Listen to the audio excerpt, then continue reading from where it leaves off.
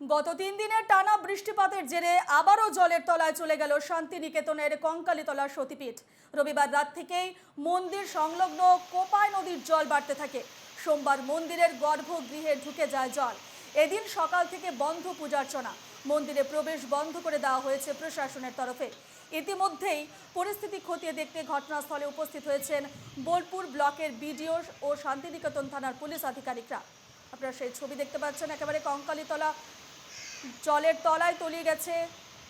মন্দিরে পুজো অর্চনা বন্ধ রয়েছে। গত 3 দিনের টানা বৃষ্টিতে জেরে আবারও জলের তলায় চলে গেল শান্তিনিকেতনের কঙ্কালীতলা সতীপীঠ। এ নিয়ে আমরা বিস্তারিত জানবো। সরাসরি রয়েছেন আমাদের প্রতিনিধি শুভদীপ প্রামাণিক। শুভদীপ, যে ছবি আমরা দেখতে পাচ্ছি, একেবারে জলের তলায় তলিয়ে গেছে শান্তিনিকেতনের কঙ্কালীতলা সতীপীঠ, ঠিক কি পরিস্থিতি এখন সেখানে?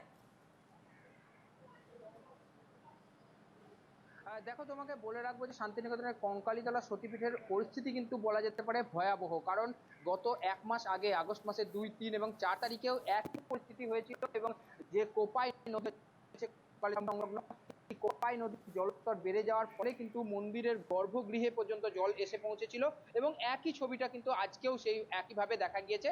এবং সকাল থেকে যাতে কোনো রকম অপ্রীতিকর ঘটনা না ঘটে তার জন্য কিন্তু ব্যবস্থা নেওয়া হয়েছে পুলিশ প্রশাসন এবং তার সঙ্গে সঙ্গে যে কঙ্কালীতলা মন্দির কমিটি রয়েছে তাদের তরফে।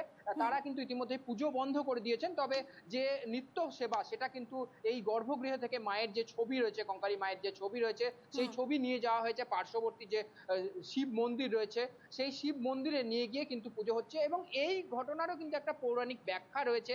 তার কারণ হিসেবে বলা হয়ে থাকে যে প্রত্যেক বছরই বর্ষার সময়তে এরকম পরিস্থিতি একটা হয়, যখন মা বাবার সঙ্গে দেখা করতে যান, এমনটাই কিন্তু একটা পৌরাণিক কথা প্রচলিত আছে। সেই অনুযায়ী কিন্তু যে শিব মন্দির, সেখানে পাশাপাশি বসিয়ে রেখে একদিকে শিবের পুজো হচ্ছে, পাশাপাশি অন্যদিকে মায়ের পুজো চলছে।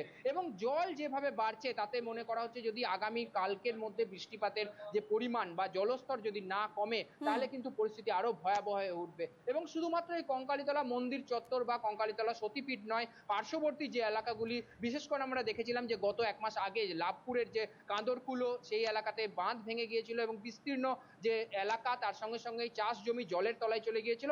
সেই একই পরিস্থিতি আবারও সৃষ্টি হয়েছে।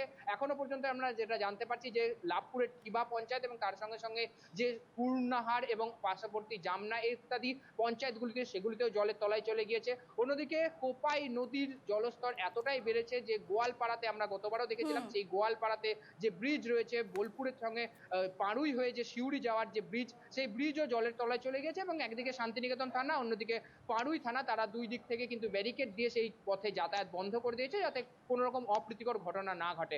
অন্যদিকে এই বৃষ্টিপাতের ফলে কিন্তু নানুরের যে মুরুন্ডি গ্রাম, সেখানে একটি মাটির বাড়ি ভেঙে গিয়েছে, দোতলা মাটির বাড়ি। তার ফলে একজন শিশু সহ 5 জন ইতিমধ্যে আহত হয়েছেন। অর্থাৎ বলা যেতে পারে জেলা জুড়ে এবং বোলপুর মহকুমা জুড়ে এই বন্যা পরিস্থিতির একটা সৃষ্টি হয়েছে এই 3 দিনের টানা বৃষ্টির ফলে।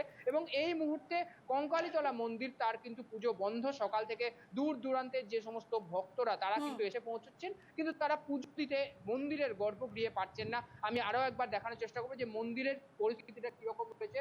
এই যে তুমি গেট দেখতে পাচ্ছ, এটা কিন্তু প্রায় অর্ধেকের ওপর ডুবে গিয়েছে এবং মন্দিরের যে গর্ভগৃহ, সেই গর্ভগৃহের জল চলে গেছে, নাট মন্দির সম্পূর্ণ জলের তলায়। এবং মন্দিরের পাশেই যে রয়েছে কুণ্ড, পবিত্র কুণ্ড, যেখানে মায়ের কাক বা কাকাল পড়েছিল বলে প্রচলিত আছে পুরাণ অনুযায়ী, তা কিন্তু সম্পূর্ণ পরিপূর্ণ হয়ে গেছে। এবং পুরো এলাকা, অর্থাৎ কঙ্কালীতলা মন্দির অন্যান্য সময় যখন গ্রীষ্ম থাকে তখন যেভাবে সেজে থাকে, তার কিন্তু একটা ভয়াবহ রূপ দেখা যাচ্ছে। অর্থাৎ সম্পূর্ণ এলাকা জলের তলায় চলে গিয়েছে। এই পরিস্থিতি শুভদীপ, জল কখন নিষ্কাশনের কমবে ক্ষেত্রে বা কখন প্রশাসনের তরফ পরিস্থিতি থেকে কি স্বাভাবিক ধরনের হবে, ব্যবস্থা নেওয়া সেই হচ্ছে দিকেই শুভদীপ? তাকিয়ে রয়েছে এখানকার সকলে। হুম। দেখো, তোমাকে বলে রাখবো যে প্রশাসনের তরফে কিন্তু এই যে ব্যবস্থা নেওয়ার ক্ষেত্রে যে ব্যারিকেড দেওয়া হয়েছে, আমি একটু দেখানোর চেষ্টা করবো যে ব্যারিকেড দেওয়া হয়েছে মন্দিরের যেখানে পর্যন্ত জল পৌঁছেছে সেই জায়গাতে ব্যারিকেড দিয়ে কিন্তু আটকে দেওয়া হয়েছে, যাতে কোনোভাবেই কোনো সাধারণ মানুষ বা ভক্ত কেউ যেন এসে না পৌঁছতে পারেন। কারণ জলের যে গভীরতা রয়েছে তার সঙ্গে সঙ্গে স্রোতও প্রচন্ড পরিমাণে রয়েছে। অর্থাৎ যে কোনো মুহূর্তে যে কোনো ক্ষতি হয়ে যেতে পারে, বিপদ হয়ে যেতে পারে, কারণ একদম নদী লাগোয়া এলাকাতেই এই মন্দির রয়েছে। তাই প্রশাসনের তরফে ব্যারিকেড দিয়ে বন্ধ করে দেওয়া হয়েছে। পাশাপাশি সিভিক ভলেন্টিয়ার এবং তার সঙ্গে সঙ্গে যে সমস্ত পুলিশ কর্মীরা রয়েছে শান্তিনিকেতন থানার, তারাও মোতায়েন রয়েছে। অন্যদিকে যেমনটা বলে রাখলাম যে কোপাই এলাকা, গোয়ালপাড়া এলাকা, যেখানে এই ব্রিজের ওপর দিয়ে জল বইছে, সেখানেও বন্ধ করে দেওয়া হয়েছে যাতে ওই পথে যাতায়াত না করতে পারে। পাশাপাশি জয়দেব, ওই ইলামবাজারের জয়দেবে যেখানে ফেরিঘাট কজওয়ে ভেঙে গিয়েছে অজয় নদের উপরে, তার ফলে পশ্চিম বর্ধমান এবং বীরভূম এই দুই জেলার যে যোগাযোগ তা কিন্তু বেশ। বন্ধ হয়েছে এবং সেখানেও কোনো অপ্রীতিকর ঘটনা না ঘটে তার কারণে কিন্তু ইলামবাজার পুলিশের তরফে বেশ, বেশ। বন্ধ করে দেওয়া হয়েছে ওই পথে বেশ, যাতায়াত। আপাতত তোমাকে এবং ধন্যবাদ আগামী যে জানাচ্ছি শুভদীপ, আমরা আবারও নজর রাখবো এদিকে। আপাতত ধন্যবাদ।